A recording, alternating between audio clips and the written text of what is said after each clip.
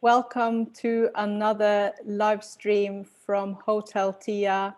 It's Saturday in the UK. We've been in lockdown now for over a month. The numbers of people we've lost is such a sad and high number, so we all need to stay at home. But while we do so, these little streams are made to cheer you up a little bit, keep you with a little bit of company. How are you doing out there?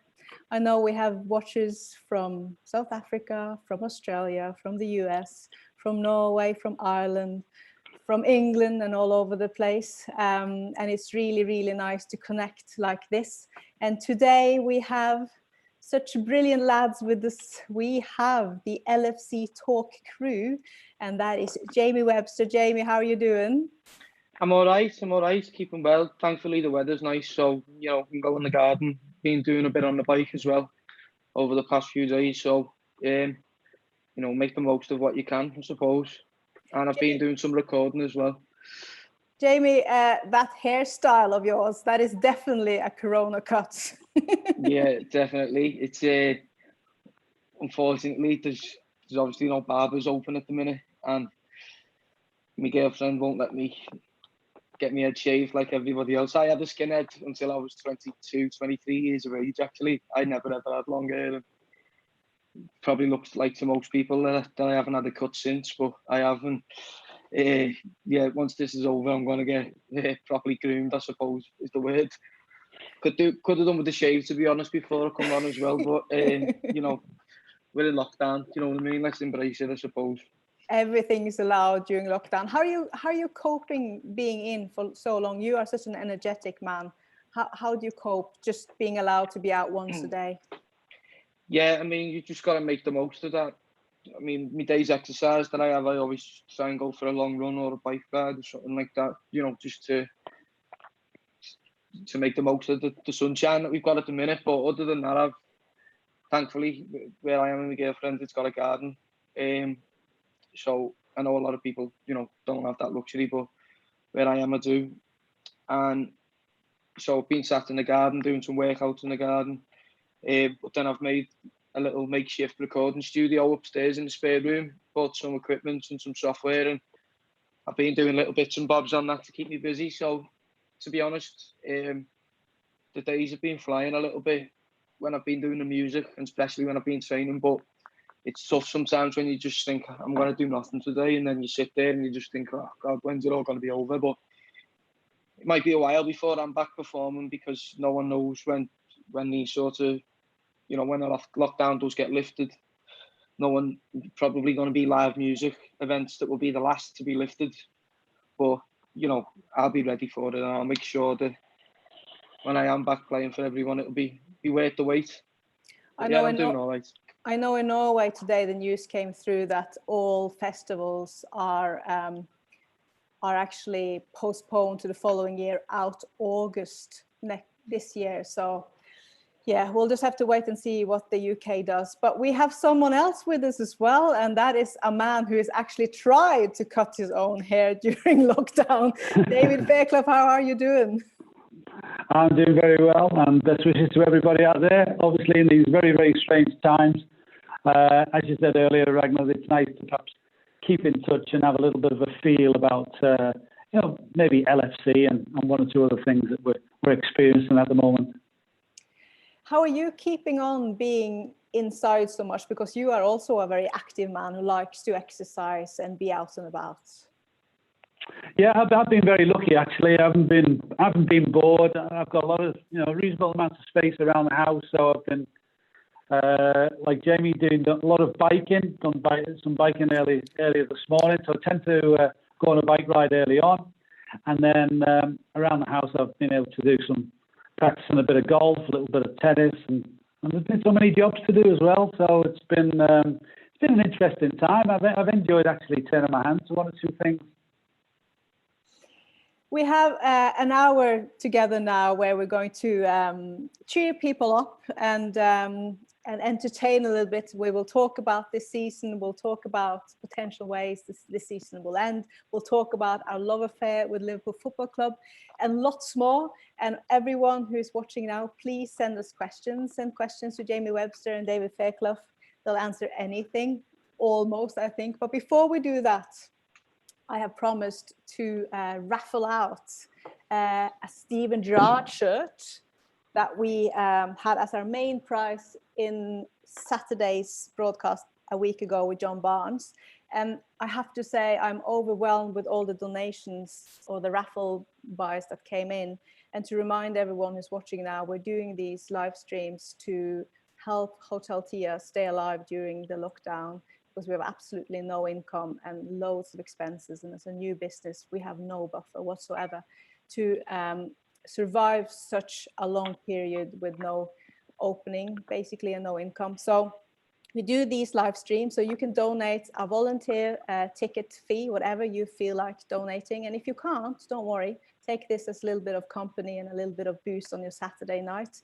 But we're also fundraising to help the food bank in Liverpool, because as this keeps going, there are more and more people falling between the chairs of support from the government, and they really, really need help now to actually be full, be fed, put food on the table for the families. So the crisis is huge in the UK. So we are helping here in Liverpool what we can do through these live streams as well. So here we are. These are all the raffle tickets bought last week. And for every £10 you donate, or 100 Norwegian kroner, you get one of these raffle tickets for this week's draw. And now the big question is here. I'm going to get my husband to come and draw for me. Jostein, can you come and draw? We have to do this.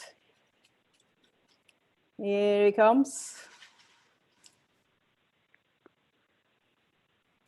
Can you do a drum solo, Jamie? The table's not very good for it today. It's not like Bit the old one louder. at Hotel Tia. I know. Yeah. Okay, so the signed Steven Gerrard shirt goes to Kurt Erik Auning. Kurt Erik Auning, that is definitely a Norwegian name. We will be contacting you, Kurt, and you will get the shirt in the mail. And today, the prizes today are this amazing honor shirt from Ray Clemence time in Liverpool, signed, of course, by Ray Clemence, and a picture of an amazing moment in Liverpool history. And David, you do recognize this one. What is this, David? I do. Tell us what this is. That's a celebration after the St. Etienne goal on that famous evening, a long time ago now. But nice that this image is still perhaps in some people's memories. And hopefully later in the year, actually, there's going to be a painted version of that celebration available. So it's amazing how perhaps a moment like that has been captured and it's lived for so long. When you see this picture now, David, what comes into your mind from that day? Oh gosh, the days I could run. I miss the ability to run these days, which is, over the last couple of weeks, there's been a number of reruns of games on the TV, and when you see perhaps some of those images, I do envy the athleticism perhaps that I had. I mean, these days, can't run as like I used to, so I'm a bit disappointed actually when I see that. I can't believe that having been so active, the old war wounds are taking effect these days. I have a question here from Jaran Pedersen, who says, this one's for Super Sub. What's your best memory in a red jersey? Is that goal against Saint Etienne in the European Cup one of them, or do you have a better memory in the red jersey? Well, it's one of them, certainly. But I think the highlight, and to be honest, it's difficult perhaps just to decide between two. But my debut was an incredible moment, and I still have very vivid memories of my debut at Middlesbrough as an 18-year-old. That is obviously the day that you dream of as a young boy. So that's always very, very difficult to erase from my memory.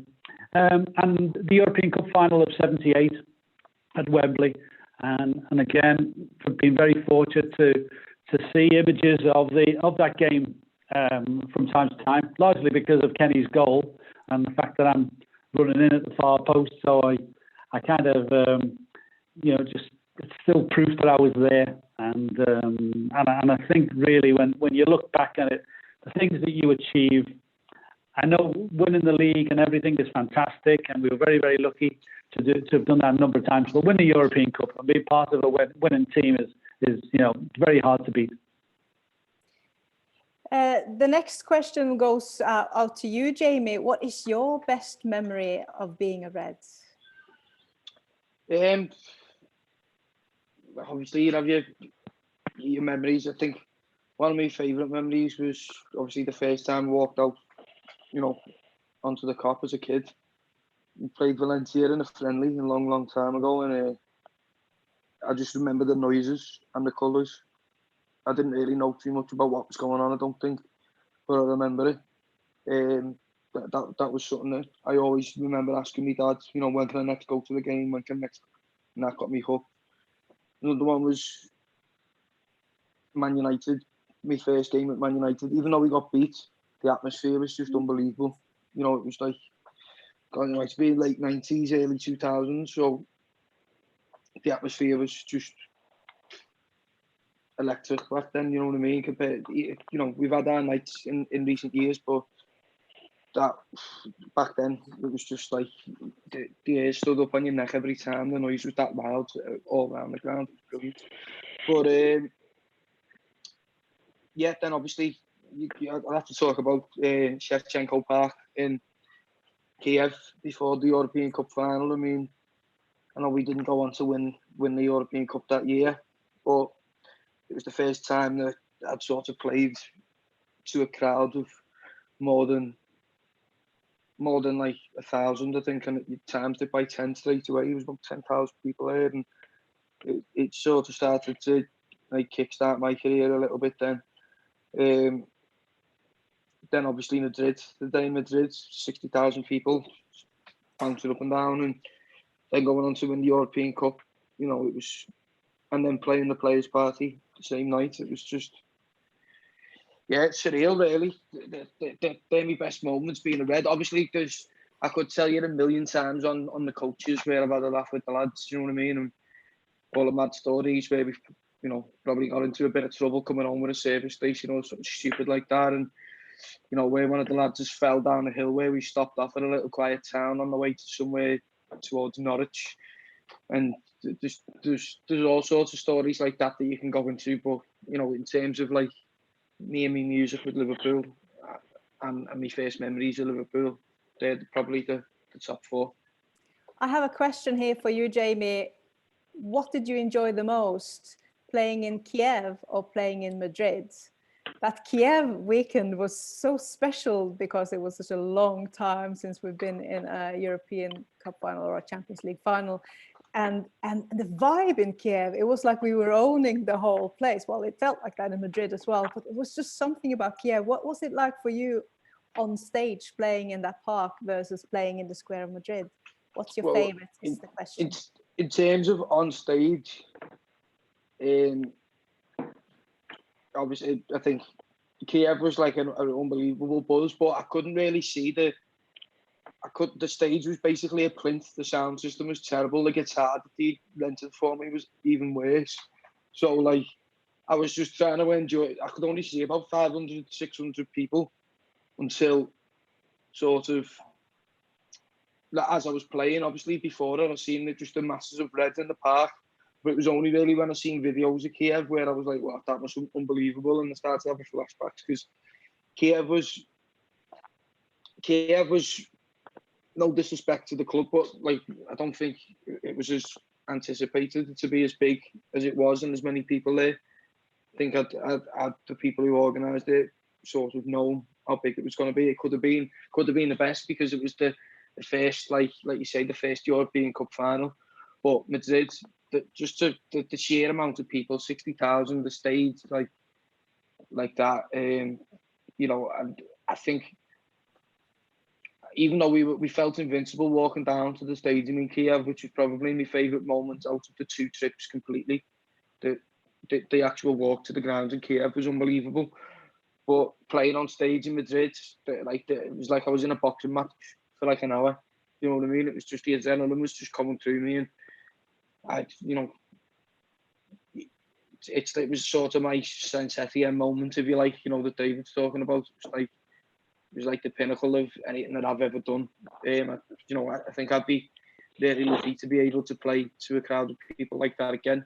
So definitely Madrid, it has to peak it. And I think everyone knew that we were going to win the European Cup in Madrid. I don't think there was any doubt. I think Tottenham were a decent side, but they weren't. I don't think they were good enough to stop us in the form that we were in.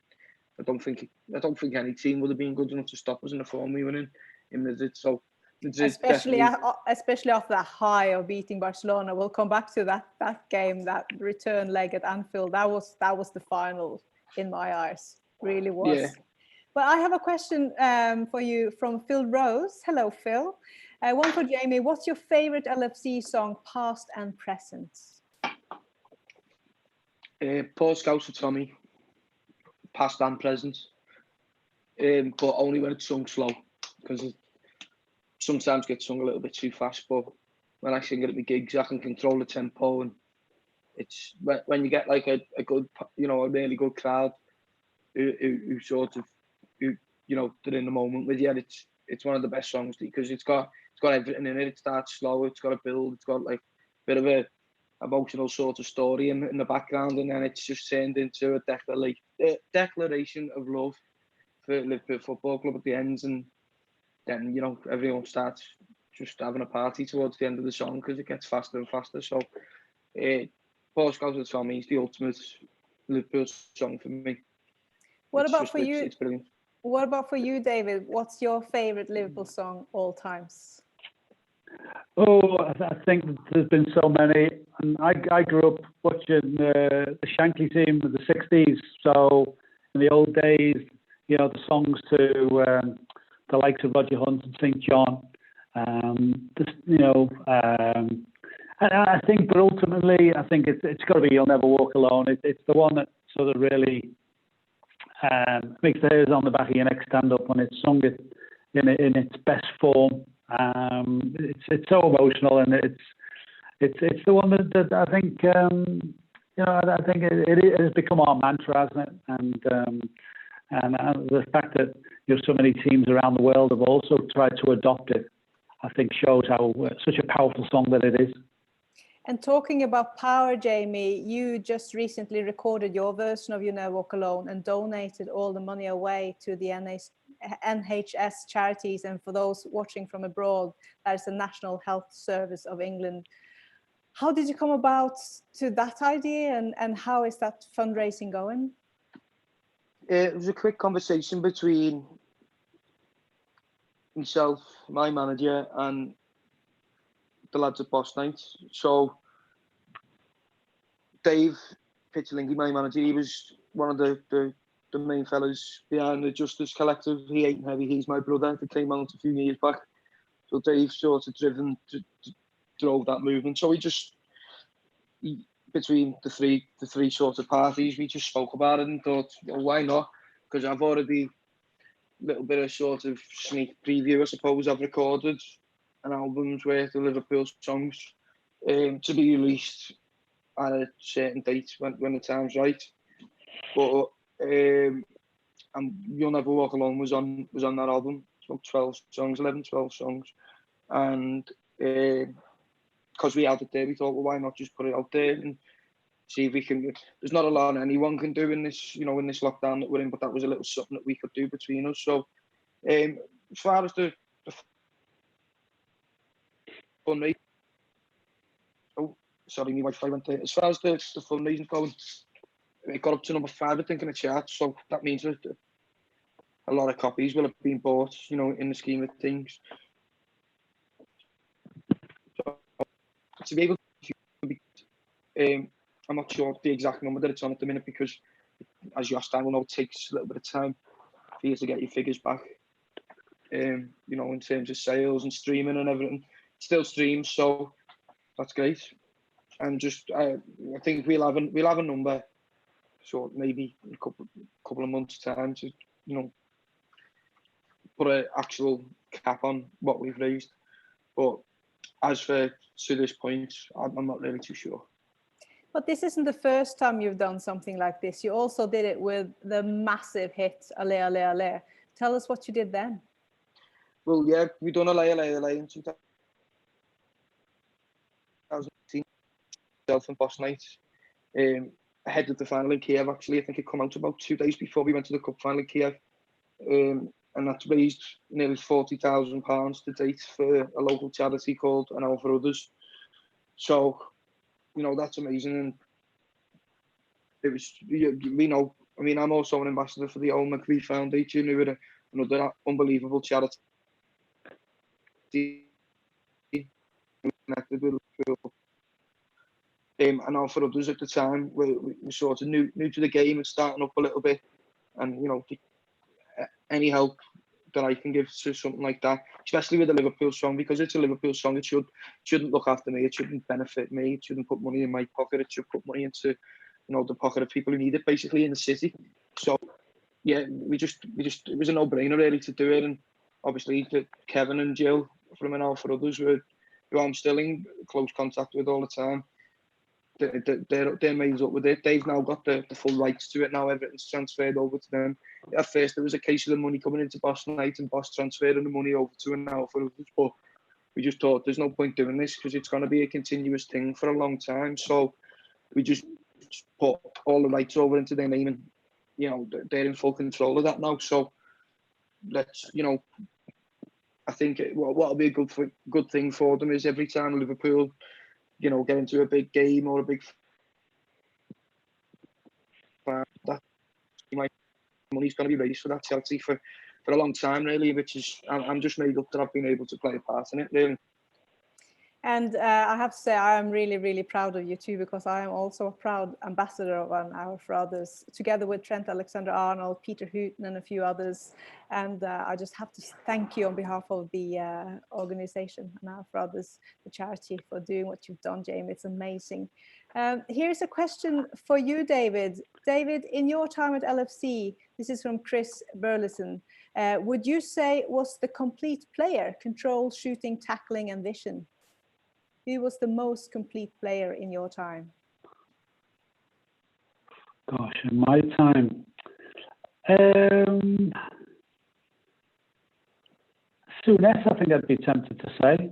I think when you wrap all the abilities together, I think he's the one who springs to mind. Yeah, I think Graham, Emily Hughes was amazing, but yeah, I think Suey. I mean, Suey was the complete midfield player. I think we were so lucky to have Graham, and at the peak of his career, when you know he came, he wasn't a finished article, but he just got greater and greater, and yeah, one of my all-time favourites. Here's another question for you, David, from Wickness Ramesh. Hi, David. Which Liverpool away kit was your favourite one? We played in the yellow, which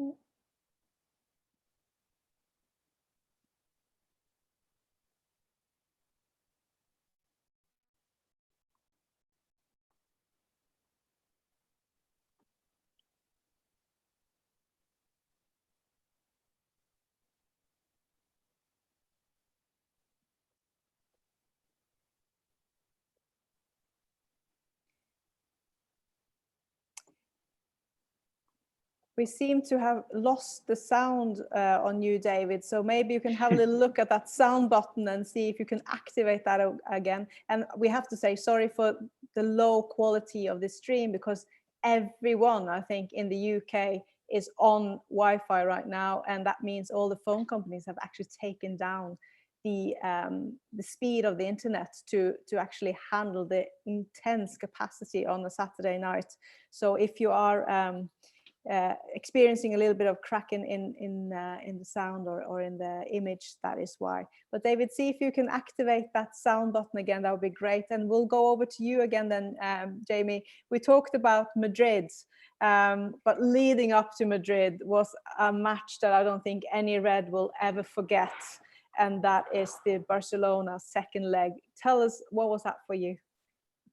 Well, I remember leaving Hotel Tia to walk down towards, stadium ways, and I remember, I think it was Tage and Jostan actually I was talking to, and I said, I think if we turn this round,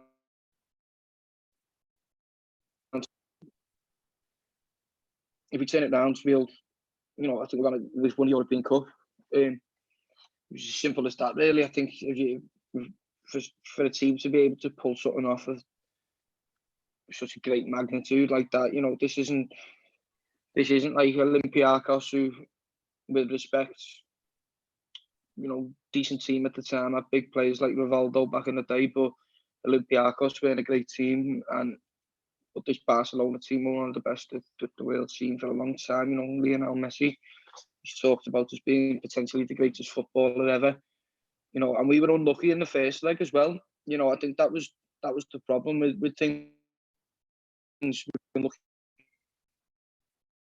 the first leg. Sorry, I think the connection went a little bit there. You still with me? Yeah. Yeah. So, the first leg, I think we missed some big chances. I think we hit the bar last minute, and that would have been, again, go 3-1, going to the next leg. You had a bit of hope. I think the fact that it was 3-0, it was, and with Barcelona scored, we'd have to score 5 or whatever it was. I could see us scoring 4 goals.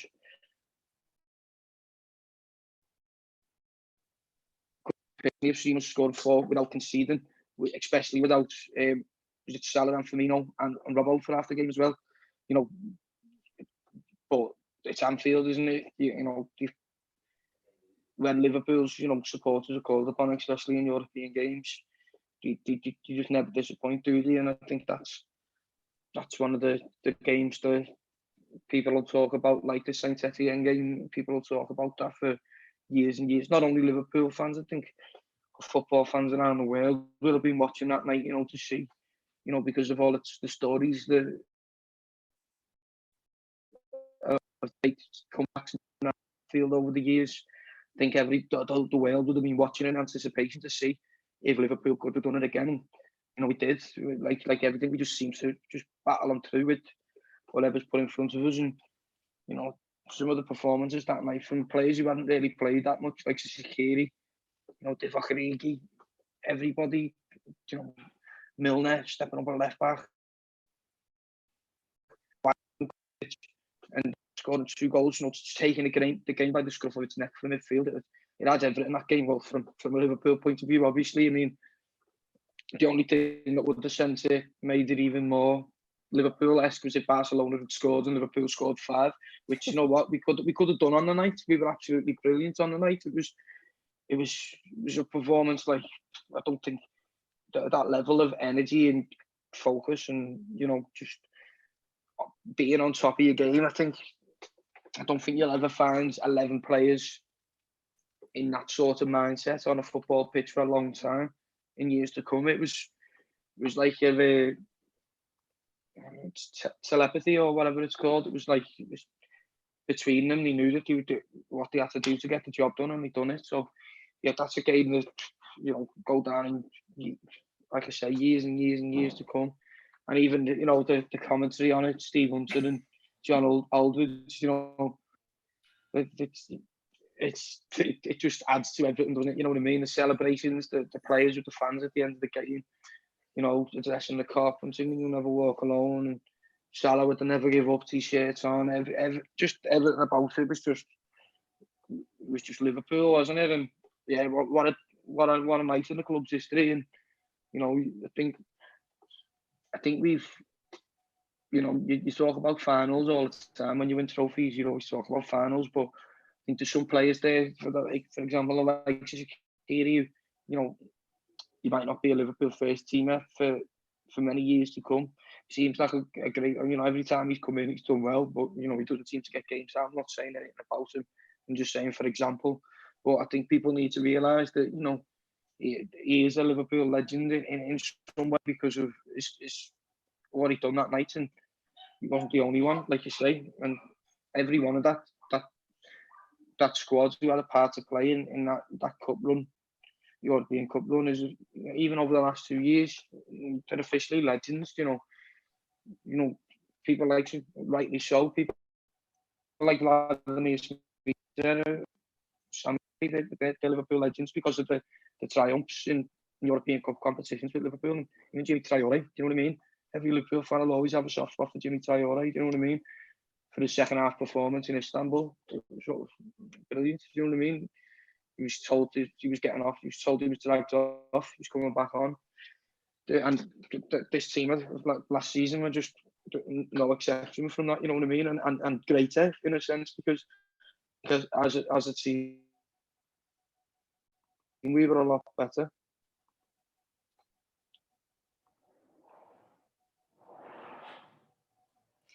I just had a little message from David. He is struggling with his internet connection, so we'll have to cut him off. We're very sorry for that, but we will bring him in on another show. So it's you and me now, Jamie, you and me, but we can handle it. So did you even manage to sleep after that Madrid game?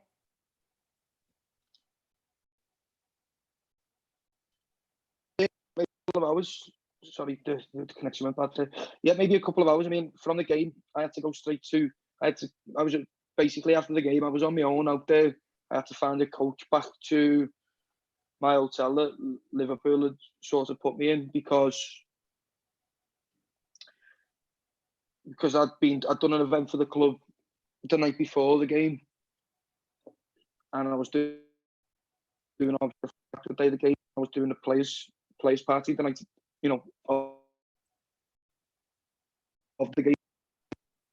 So I had to find a coach, and there was a million coaches, you know, around that stadium. I had to find this coach and get back to the hotel, meet my girlfriend at the hotel, and we had to then get on another bus straight to the players' hotel. And yeah, so between all that, I mean, I remember just rushing through the crowd looking for the bus, and funny enough, I bumped into some of my closest mates who I've grew up with, and so we had a nice little quick hug, but I didn't really have time to stop and celebrate. And a nice touch though was when I got back, when I was looking for the bus, I knew Phil Thompson was in my party because I'd done the event the night before with him, and I knew he was staying in my hotel. So me and Phil, I was looking for this bus, and then I just see it was like a rewind of 2005. The picture of him where he's banging on the glass to the Liverpool fans from the studio. I just see him banging on the bus window, saying, you know, celebrating, screaming, saying, "We've won it, we've won it." So I get on the bus, and you know, big hug with Phil Thompson. I look down the bus, and there's Sander Westerveld at the back of the bus with his son. And I met Sander before on a couple of events, so he's giving me thumbs up. And Maxi Rodriguez was on there, Salif Diawara on the bus. So I had a little weird sort of celebration with all them, because obviously I know Sander, but Salif Diawara and Maxi Rodriguez, obviously I haven't met them, but we still sort of had a small celebration between us, and a little laugh on the way back to the hotel. And then obviously I had to perform then for the players when they come into the, you know, the sort of the party room with the trophy, and then I had to perform for about an hour and mingle and everything else. I think it got to about 5 o'clock in the morning, and you know, my girlfriend had to meet up with my family to make her way home. I was going to meet my mates in Salou the next night to you know, I think I maybe had about 3-4 hours sleep, maybe tops, and then I had to go to the airport flight to Barcelona and get a train to Salou. It was quite hectic actually, but I do remember meeting up with my mates in Salou and just having that sort of relaxation period where we just sort of enjoyed ourselves, and that was a great moment. You know, it's just everything was said and done, all the work was done, both for me and obviously the European Cup had been won, and that was just a nice way to toast it, I suppose. With that, you know, we've been following Liverpool as a group of mates for maybe 10 years, something like that. Well, some of them have been following Liverpool together longer. Obviously, I'm 26, so about 10 years I've been following this club with, you know, home away across Europe with my mates, long before all the singing started, and I still do it long after it's all finished. But that was the moment, that was the sort of nice moment for me where I thought, you know what, like, I've had the time in my life just probably everyone would have dreamed of having, but this year with my mates sort of sat on a beach in Spain, toasting the European Cup, not a care in the world, just enjoying ourselves. And that's the part of Liverpool Football Club that's special to everyone, I suppose. You know, the 90 minutes is great, and you know, it fills you with loads of sort of feelings, and some of the feelings you'll never ever get back again. But the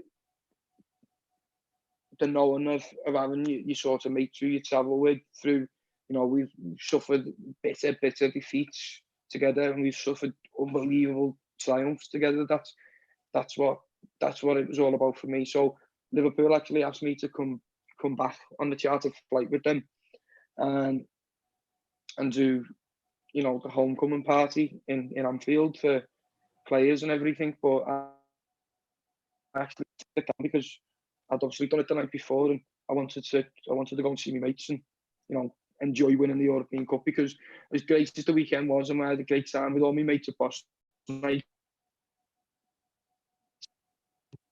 the game we had the show to sort of make sure that it ran properly, and there was a lot of obstacles that day with police looking to shut down the show. So it was a very sort of, even though it was an unbelievable day, it was a very stressful day.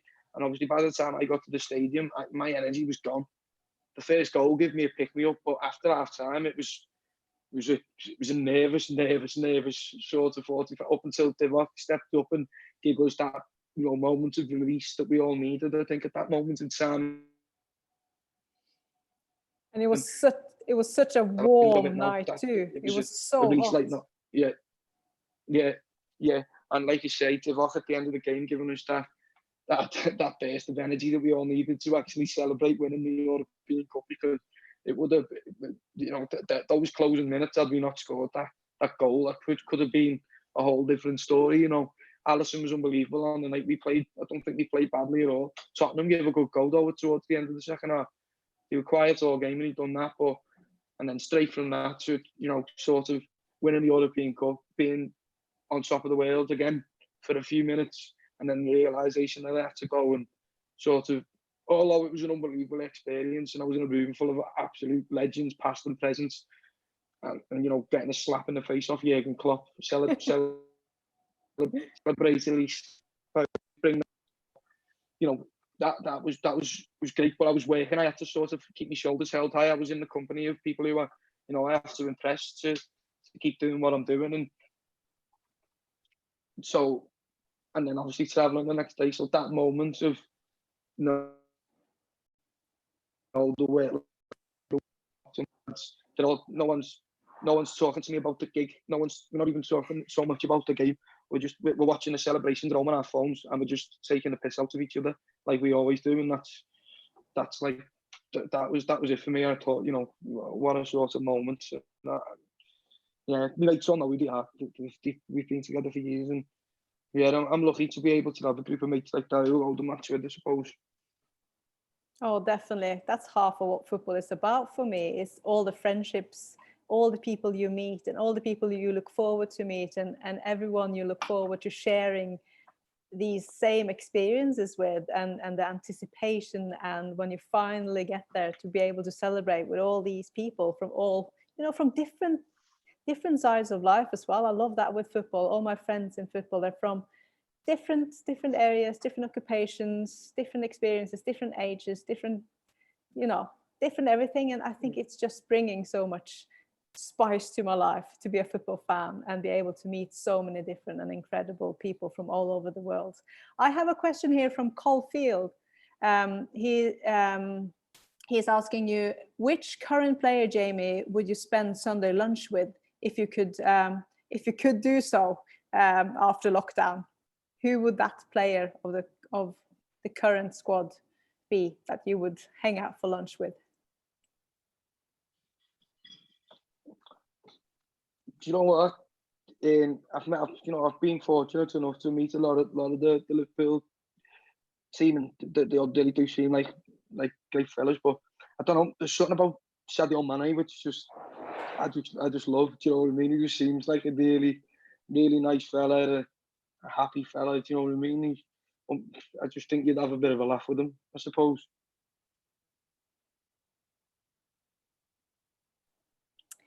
Sadio, yeah. Also, talking about the current players, there's one question here about how do you feel when the players actually know your songs? Yeah, it's good. You know, it's why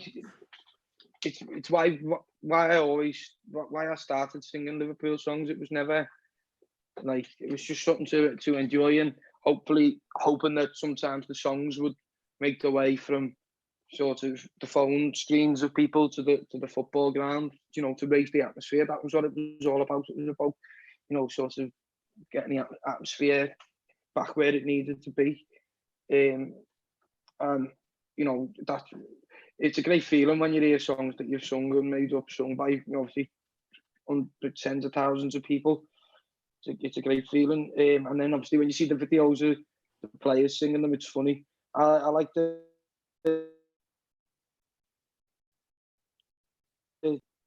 sorry, the Wi-Fi messed up a little bit. There's a Wi-Fi of the players actually celebrating in the changing rooms in Madrid, and Oxlade-Chamberlain singing the Van Dijk song, and there's a bit where he sings his Red Van Dijk, and then Van Dijk sat there and goes, "Who is he?"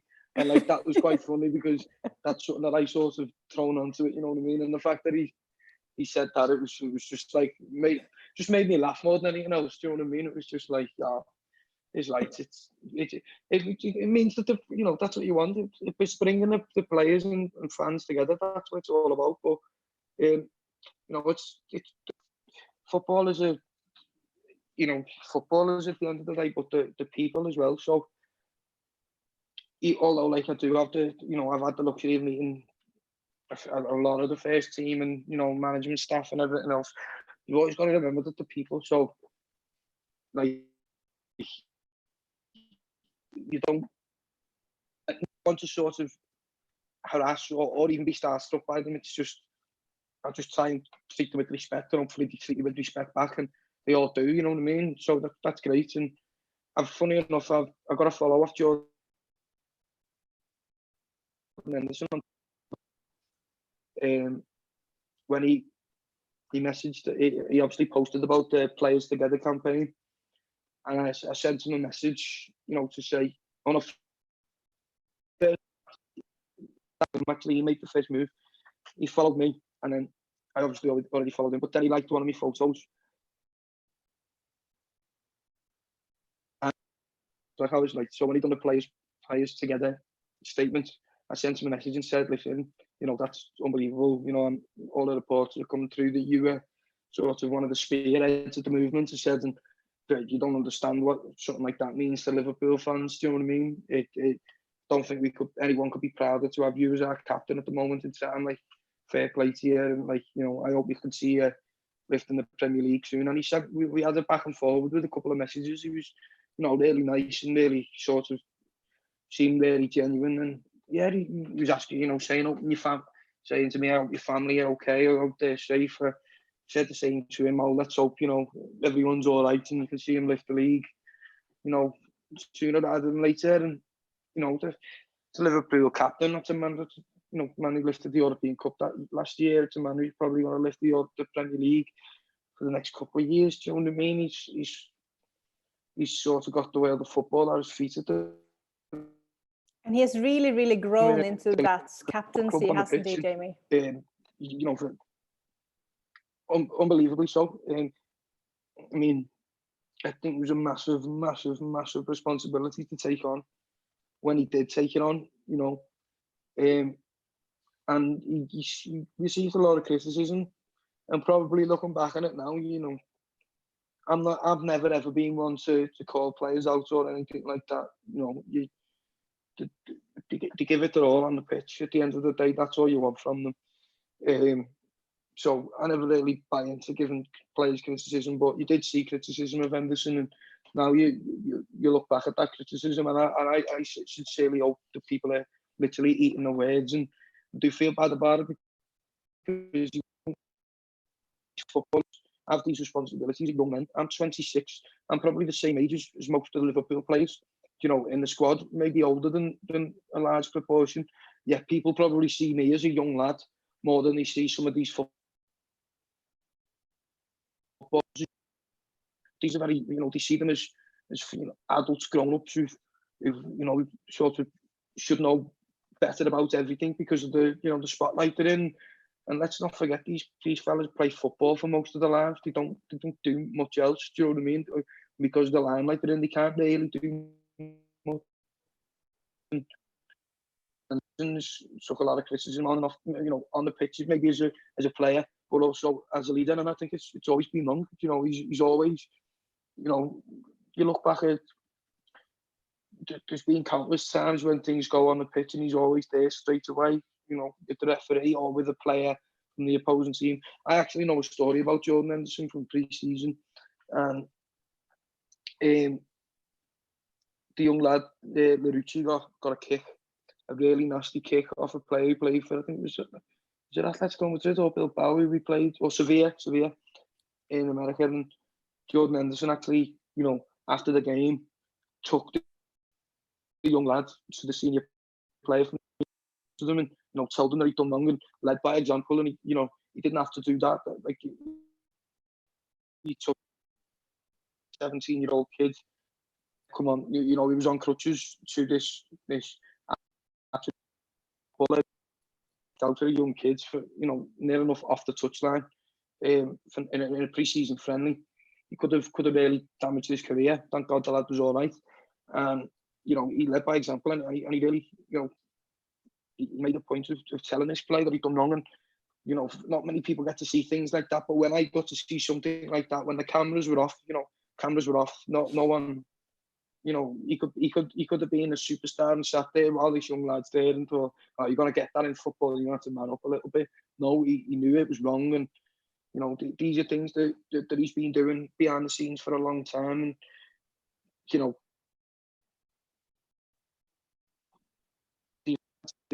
even when Jordan Henderson was a very young player, only had massive praise for Jordan Henderson. You don't just get that sort of praise and respect from players like Steven Gerrard. You have to earn it. You know, he's a top professional, and he has done. And, you know, if Steven recommended him to be the one to, he will have had a say in who he thought should maybe take over the role, and there he was. And you think about it, at that moment in time when Steven Gerrard left, who was the leader in the team at that moment in time? Give me somebody else. I challenge anybody now to give me somebody who could have at that moment. I don't really think that there's anybody who could have. You know, there's Coutinho in the team. Would you give Coutinho the captaincy? I wouldn't. No, he was playing more for himself than anybody else, wasn't he? Exactly. You know, other than that, what other great prospects did we have at the team who've been there for a considerable amount of time? He didn't.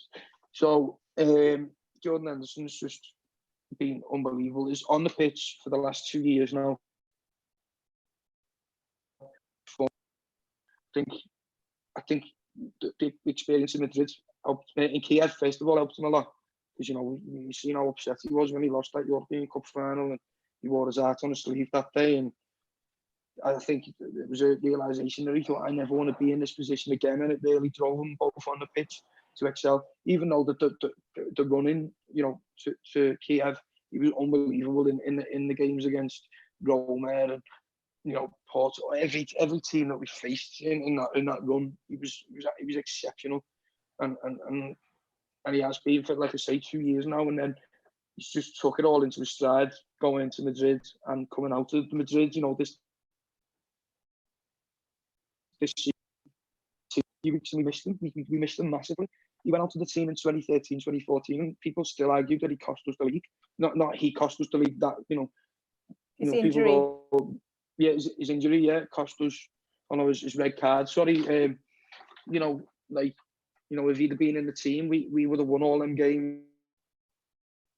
And any reason, he was pivotal in that Rodgers season. He was pivotal.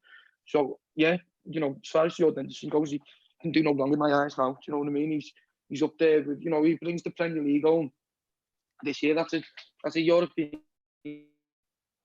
Cup after we lifted the trophy, and then following that up with the Premier League.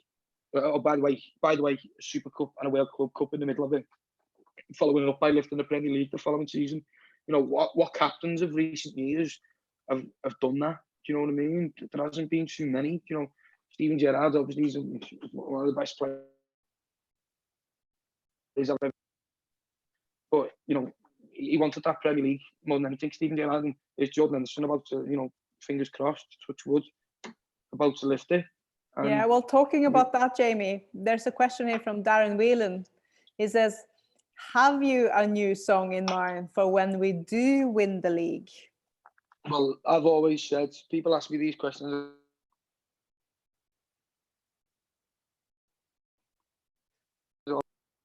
The camera's just gone off the focus. I've always said, I'll never tempt fate. We don't know what's going to happen in the next. Even if the league would have continued, it would have been certain that we won it. But we could have won it at Goodison Park. Had things been different, we could have won it at City. We could have won it. Just could have won it at Anfield. We could have won it a few places. So why tempt fate? You know what I mean? And I imagine how stupid I'd have looked if I'd have released this sort of song or written this song about Liverpool, and then look what's happened. The world's gone into a global pandemic. You know what I mean?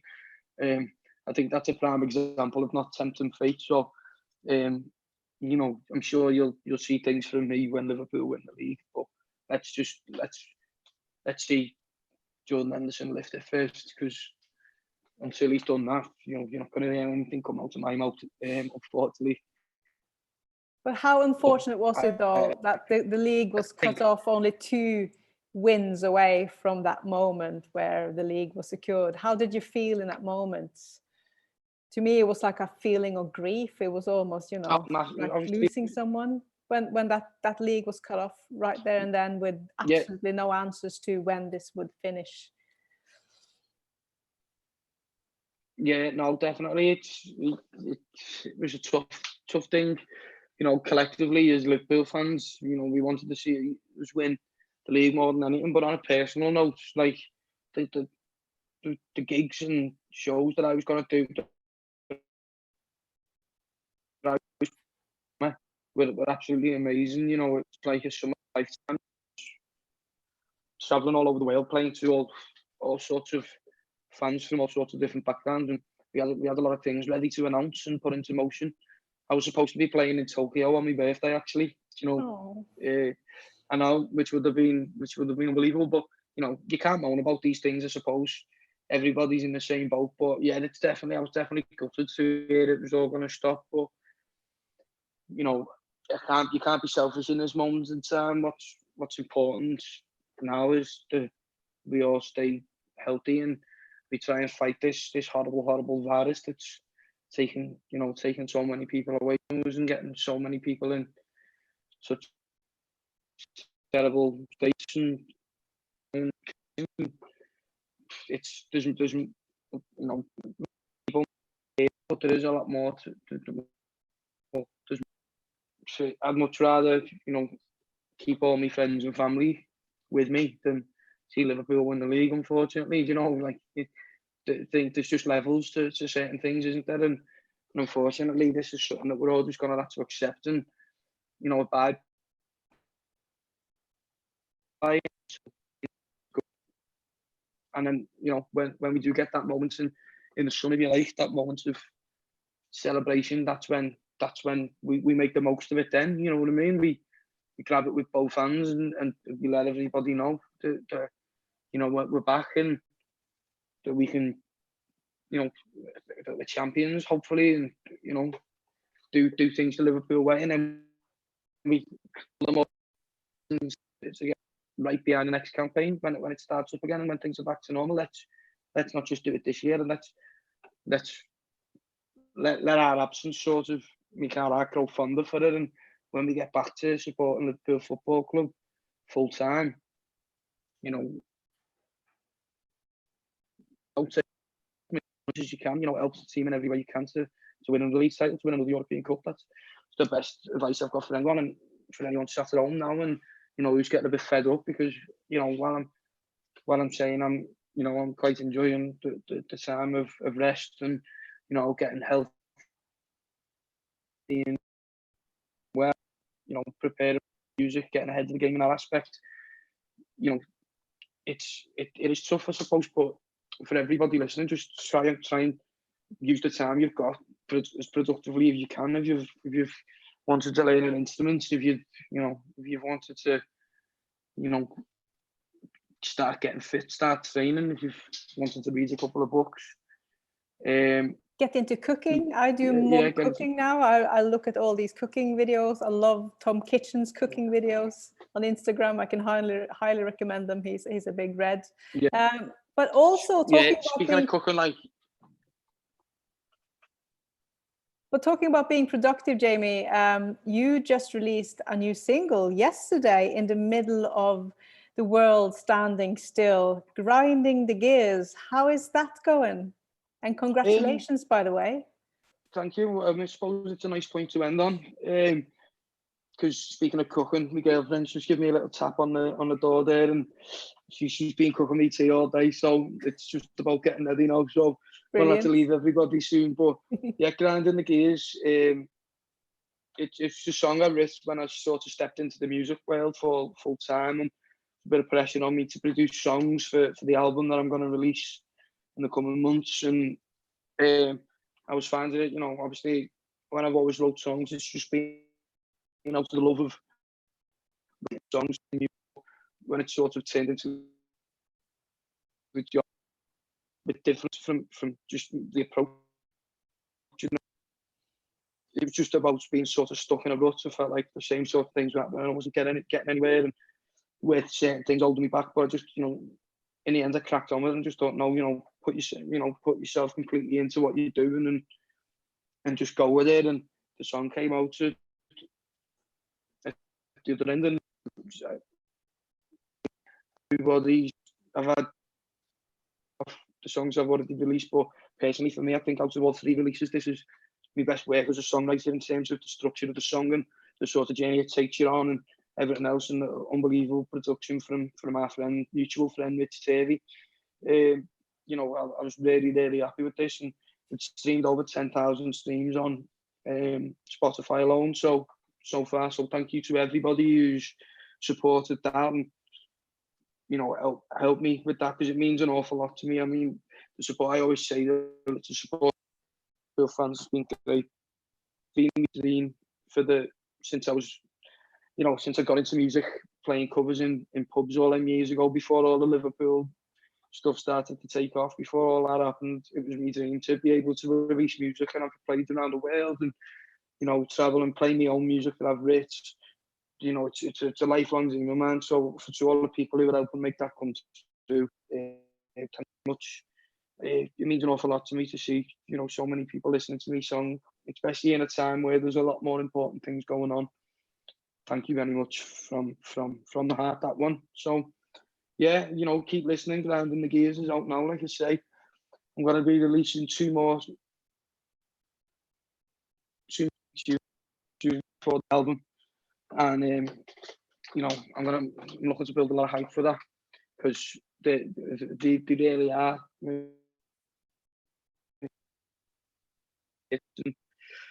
You don't have to be you can be a football fan, you can be not a football fan to like this sort of stuff. It's just relative to people like all of us. So, you know, just keep your eyes out for the solo releases coming up in the next few months, because I promise by the time the album comes, it'll be worth waiting for. And thank you to everyone in every way that they've supported me in the musical journey, especially to use a Hotel Tia. You give me a platform to play in front of 1,000 people every week. That we have a home game. I'm really grateful for that. So thank you very much. Oh, we miss you so much, having you on the veranda before every home game. So if you guys have enjoyed... No one misses... Everyone misses you, and that's for sure. I have one greeting here from Iraq saying, Jamie, we hope you visit in Iraq one day. And if you go and have a little read in all the comments, Jamie, because we are not going to be able to answer all the questions. I'm sure you can go in and write a few answers on Hotel Tia's Facebook page as well. But Laura Shakespeare, she's been really eager with this one question. We need to put that in before we let you go to your wonderful tea. She says, Jamie, here's a question for you.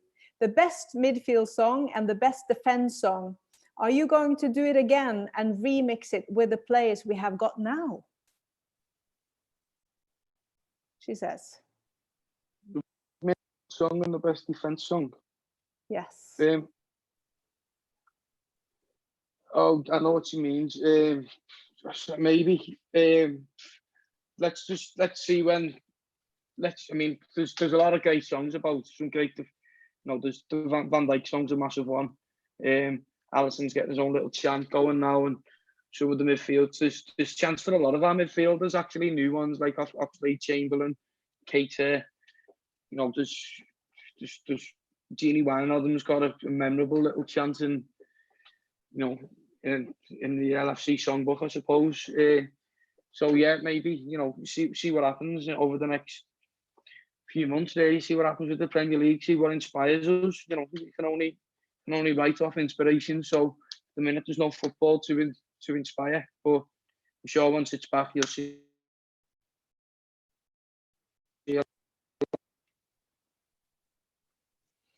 Well, we have to apologize for the internet speed in the UK tonight is horrendous, so we have been cracking up a little bit, but we still hope you've been enjoying our time with Jamie Webster and David Fairclough. And David, unfortunately, totally lost connection in his struggle with the data roaming over in Formby, but we will bring him on a later time. But if you guys enjoy Jamie Webster and David Fairclough, I have a really, really good news for you right now, because we have been doing a podcast together every week for the whole full season, and it's there for you to go and listen back to every single week.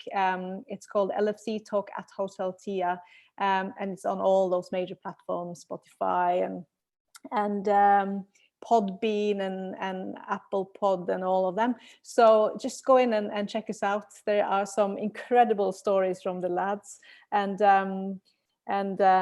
we have so much more in the hat for the future, Jamie. But before your girlfriend gets absolutely crossed with you, I think we should let you go. Thank you so much for your time today, Jamie. It's been an absolute pleasure to see you with that long fringe and to hear a little bit about how life is going in the lockdown for you. And please stay happy and healthy and safe where you are, and that goes to every single one out there.